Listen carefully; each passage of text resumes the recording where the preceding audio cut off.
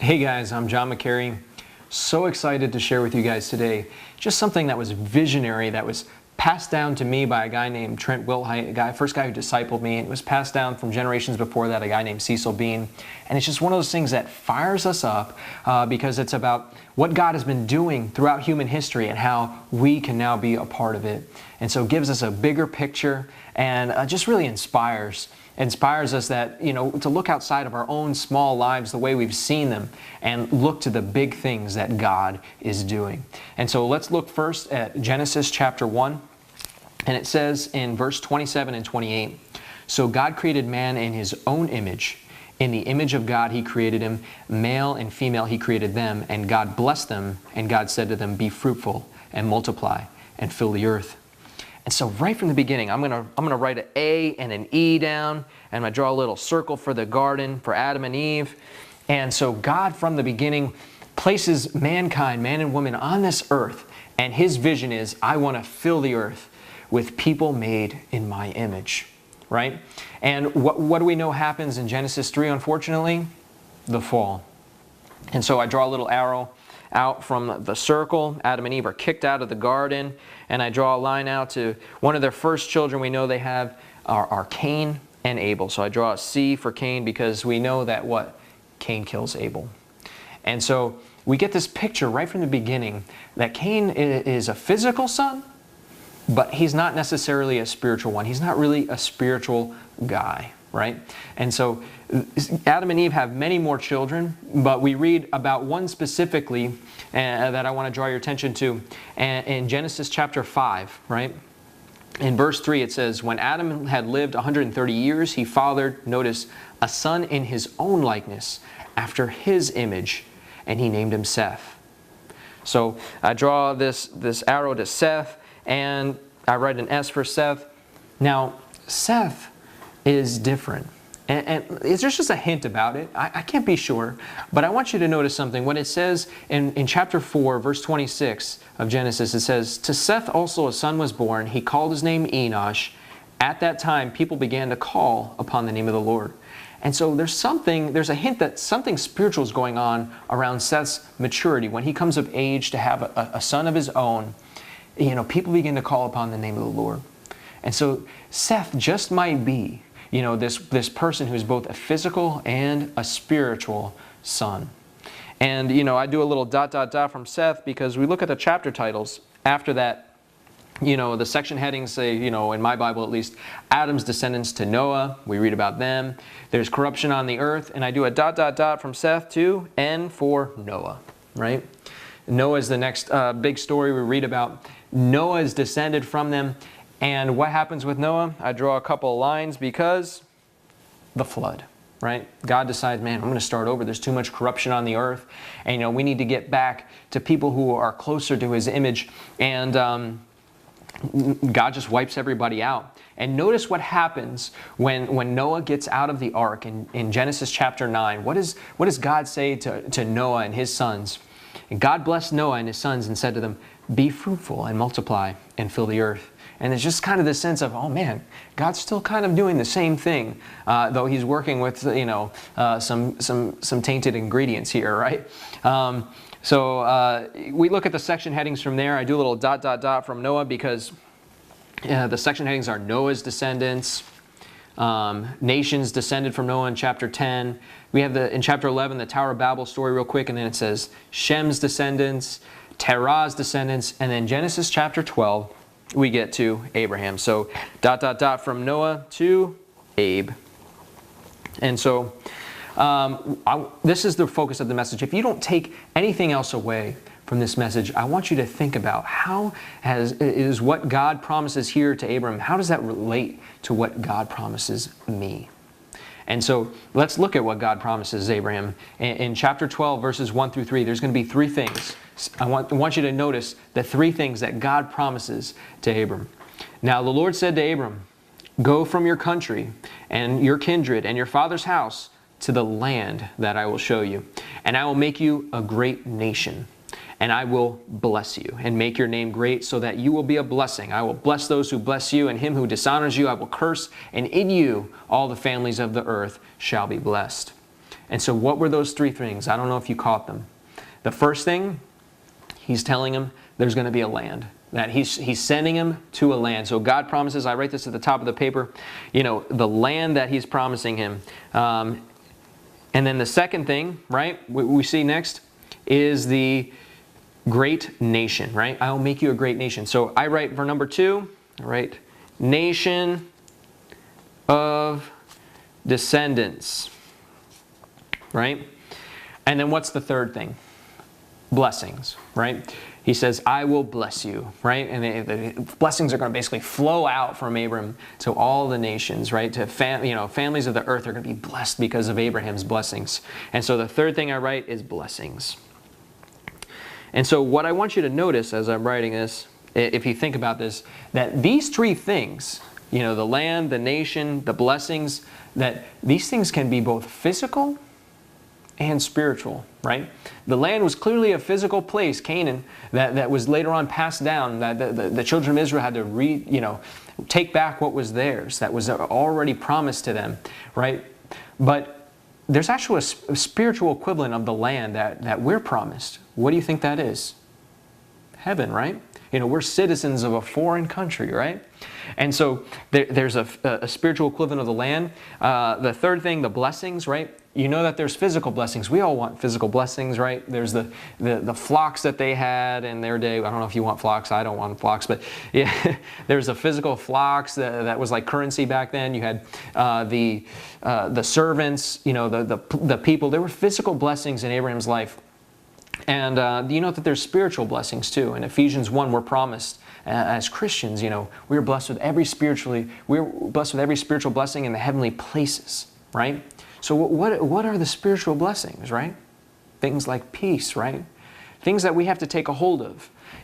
Joshua later on, just this is a little side note, Joshua had to go out and take the blessing that was given to him, the land that he was promised, that his people were promised. That land was given to them by God, and yet they still had to go out and take hold of it. God said, everywhere that your foot shall tread, I will give to you. And it's the same thing with spiritual blessings. That's a whole other message.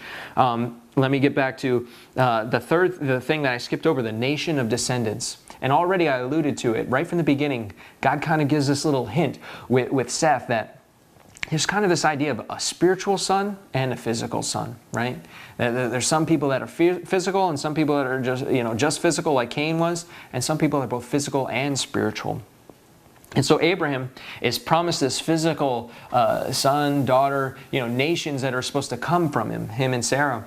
And that thing is then later given to him, but it takes some time. And Abraham and Sarah are not patient, right? So we read, let's look, who's the first son that Abraham and Sarah have? You guys know? It's not through Sarah, it's actually through Hagar, his servant, and Sarah urges him to do it. And so the first son is Ishmael. And I want you to see that Ishmael has his own promise, but notice what God says about Ishmael in chapter 16 of Genesis, verse 12. It says, he shall be a wild donkey of a man, his hand against everyone, and everyone's hand against him. He shall dwell over against all his kinsmen. It's kind of this picture that Ishmael isn't necessarily like a spiritual guy going on. There's kind of violence and everybody's attacking each other and whatnot with him. And so Abraham was 86 years old when Hagar bore Ishmael to Abram. That says in verse 16. And so there's going to be some time that actually passes between when God promises something and when he fulfills it. And that has relevance to us. But getting back to the story, in chapter 17, God shows up again to reiterate his promise to Abram and to Sarai, who's later named Sarah. And God said to Abraham in verse 15, as for Sarai, your wife, you shall not call her name Sarai, but Sarah shall be her name. I will bless her, and moreover, I will give you a son by her. I will bless her, and she shall become nations, and kings of people shall come from her. Then Abraham fell on his face and laughed and said to himself, shall a son be born to a man who is 100 years old? Shall Sarah, who is 90 years old, bear a child? And Abraham said to God, notice what he's asking here, oh, that Ishmael might live before you. God said, no. But Sarah, your wife, shall bear you a son, and you shall call his name Isaac. I will establish my covenant with him as an everlasting covenant for his offspring after him. And so Abraham wanted Ishmael to be the son of the promise, but the son of the promise was going to be Isaac, who came through Sarah, not through Hagar. And notice here that it's going to take some time. Already it says he was 86 when he had Ishmael. And then we see in chapter, I believe it's 21, in verse 5, it says, Abraham was 100 years old when his son Isaac was born to him. So, that's at least 14 years. And we know that the promise was made even before that in Genesis chapter 12. So there's just, sometimes we have to wait for God to fulfill His promise. God fulfills things in His own time. And so what we see then, Abraham is a spiritual guy. We know that he is the father of faith, right? And he has two sons. Do you remember who the two sons are? Ishmael and Isaac, right? And so this is then passed down to Isaac as the son of the promise. And I want you to see that the same things that were promised to Abraham are promised to Isaac. If you look, I'm not going to read it, but Genesis chapter 26, it says to Isaac, God is saying to him, the same things, the blessing, the land. He says, and your descendants are going to be like the stars of the heavens. It's beautiful. And Isaac has two kids, and his two kids are Esau, right? You remember the other one? Jacob, right? And we get this picture that Esau is kind of this outdoorsman. He's a very physical guy and values physical things over the spiritual. In fact, we remember the story where he forsakes his own birthright for stew. So Esau isn't that spiritual of a guy, not necessarily a spiritual son. And Jacob is the spiritual son, but he doesn't really appear like it at first, right? He's kind of this trickster. But he gets his lickings. God disciplines him through Laban. And later on, we see that God promises the same thing to Abraham. He promises to Isaac. He promises it to Jacob. And in Genesis 28, we see that, God promises these things again. He says his offspring are going to be like the dust of the earth, so can't be numbered. And so Jacob, we know, is renamed Israel. And he does become that spiritual guy. He has that dream at Bethel. We know that, he goes and wrestles with God. He really submits to God when he's getting ready to go and meet his brother again, when he's fearing for his life. And then later on, when he's he's on his deathbed, he's blessing his children and the children of Joseph, who kind of become his adopted children as he's renamed Israel. They all become the 12 tribes of Israel. He's giving blessings on them. He really does become this spiritual son to the point where God says, in the Bible, He says, I am the God of Abraham, the God of Isaac, and the God of Jacob. And so he is willing to identify himself with Jacob, the trickster, the guy who needed a lot of work. And some of us need a lot of work too. But if we follow God, God is going to shape us, and He's going to want to identify Himself with us, as a family.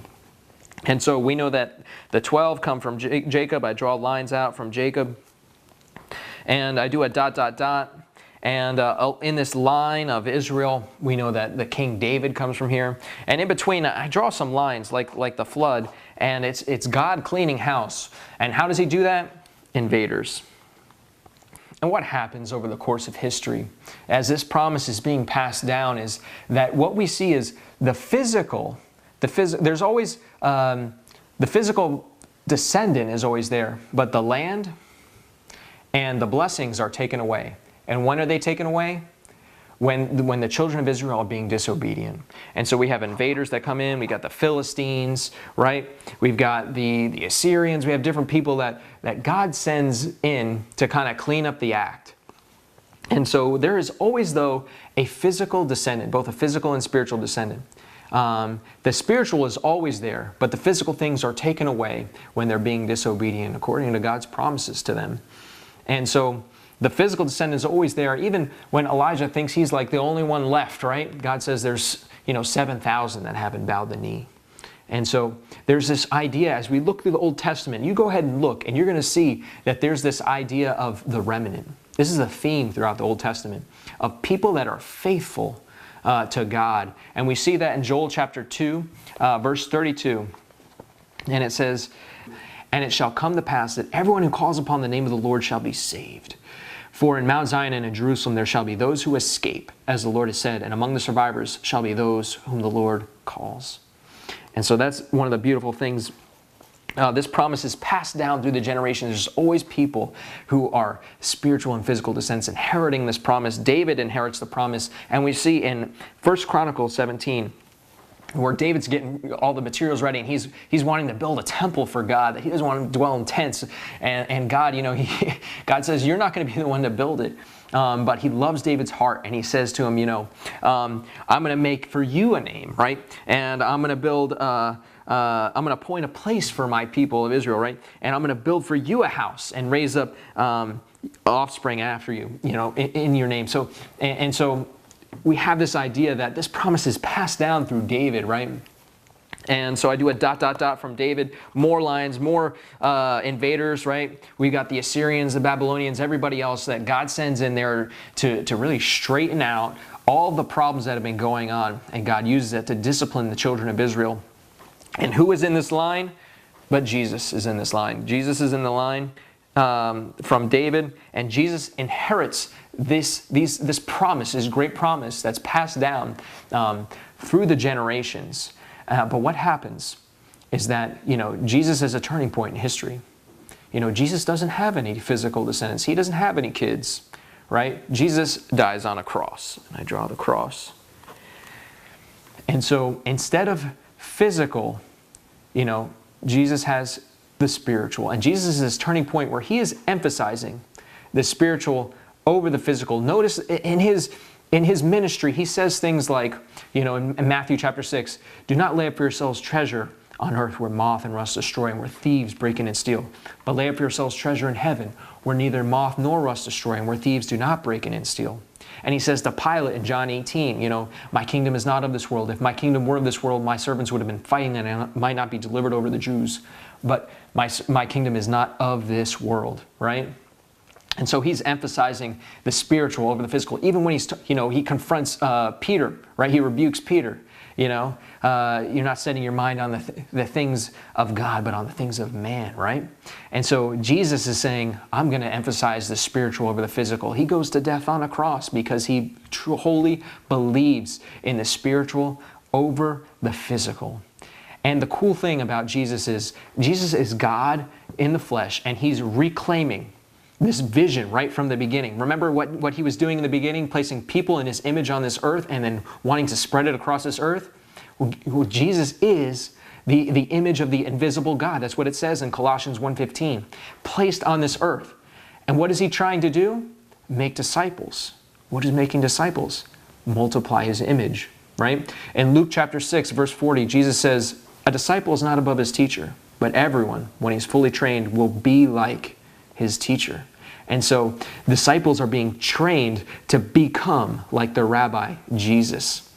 And so what does Jesus command them when he comes back in chapter 28 of Matthew? The very last thing he says to them is, go therefore and make disciples of all nations, baptizing them in the name of the Father and the Son and the Holy Spirit, teaching them to observe all that I commanded you, and behold, I'm with you always to the end of the age. And so Jesus is saying, spread that image, make disciples. And these are spiritual children, not physical ones. And so now the promise is carried on spiritually for everyone who descends spiritually through the generations of the kingdom of God that spread through Jesus' disciples and now comes all the way down to us. And so Jesus commanded this, and the cool thing is that Jesus also reiterates the promise right from the beginning of his ministry in Matthew chapter 4, verse 19. You remember he says, follow me and I'll make you fishers of men. And so right from the beginning, we get this picture that Jesus says, if you follow me, following a rabbi meant you're going to become like the rabbi. If you become like Jesus, he's promising them, spiritual children. I'll make you fishers of men. And so, ... from Jesus comes us, right? You put your name in here, put my name in here. We are descended, spiritually speaking, from Christ. We are part of God's family. We are his children. And so, the same promise that was given back there to Abraham, now we spiritually inherit this great promise from God. And how do I know that? Well, let's look at Galatians chapter 3. And it says, know then, in verse 7, know then that those of faith who are the sons of Abraham, and the scripture foreseeing that God would justify the Gentiles by faith, preached the gospel beforehand to Abraham, saying, in you shall all the nations be blessed. So then those who are of faith are blessed along with Abraham, the man of faith. And here's the key verse. I'm going to skip all the way down to verse 29 of chapter 3. And it says, and if you are Christ's, then you are Abraham's offspring, heirs according to the promise. What promise? The promise made to Abraham all the way back there in Genesis chapter 12. You inherit this promise. You are a part of this great line that is descended all the way from Adam, through Noah, through Abraham, Isaac, Jacob. He is the God of Abraham, Isaac, Jacob, and He is the God of you. That you are a part of this great line that includes Jesus Christ. And you are a spiritual descendant inheriting this promise. And if you follow Jesus, He has promised that He will make you fishers of men. He will give you a spiritual descendant. And it does require some maturity, right? Just as physically you can't have kids until you go through puberty, spiritually you have to grow to the point where you can have children. And sometimes it may take time. Remember, Abraham was given the promise before he was even 86 years old when he had Ishmael, and then he was 100 when he had Isaac. So that took 14 years. And he only saw the beginning of that. But he became the father of nations. And you can be the father or mother of nations, just as Abraham and Sarah were, right? We can be that spiritually. And so, man, what a great promise. Things that God had been doing in the beginning, His vision from the beginning, He's now doing through us, spreading His image across this earth and impacting nations, not just now in this life, but for eternity to come. What a beautiful promise. And if that doesn't fire you up, man, I don't know what will, because, man, just how impactful we can be, that if we follow, we're promised, we inherit this great promise. And so I pray that you would have a vision for this, that you would share this with other people, and just get ready for the great things that God has for you. God has great plans for you. So keep following Him, and there are going to be nations to come.